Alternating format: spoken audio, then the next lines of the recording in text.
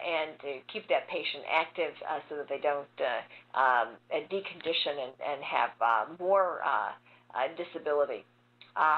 Medications that have been tried are several: dopamine agonists, psychostimulants, modafinil, and potentially cognitive-enhancing agents. But no definitive treatments are available for apathy. Antipsychotic medications, as I've mentioned, they can be tricky to use in patients with Parkinson's disease because they can worsen Parkinsonism, especially when you use the typical dopamine type 2 blockers. But the benefit of antipsychotic medications, when they are effective for treatment of psychosis, is they can also enable you to increase the anti-Parkinson's medication so the patient can be treated adequately for their Parkinson's disease, but also adequately for their psychosis. So there have been several open-label and controlled trials, and really the mainstays of treatment are quetiapine, which is most commonly used as the first-line agent, although controlled trials have not shown it to be a superior drug to placebo, but in clinical practice often this is used as the first-line agent, starting doses as low as 6.25 milligrams.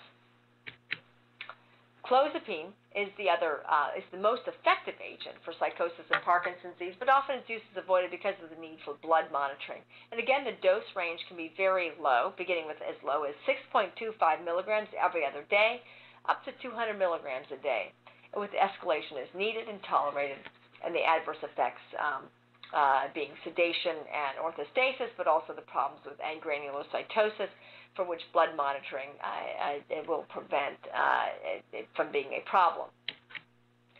And last are the factors associated with the various repetitive behaviors or the impulse control disorders, and these include medications in particular. The dopamine agonists have been shown to be associated with the development of impulse control disorders, as well as compulsive medication use and punding. And so these should certainly be adjusted.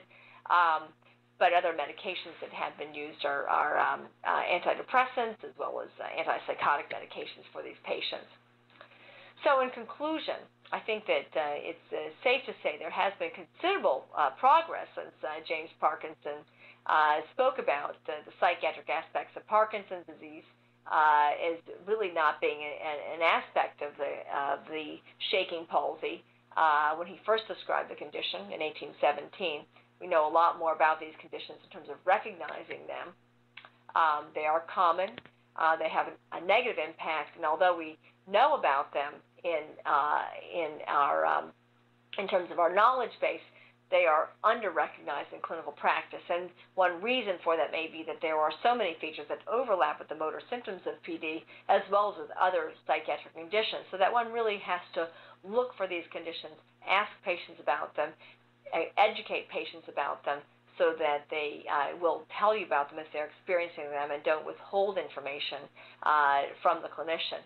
It's important to remember that they're treatable and that treating psychopathology effectively and to remission will reduce the excess disability in our patients with Parkinson's disease. Thank you very much for your attention.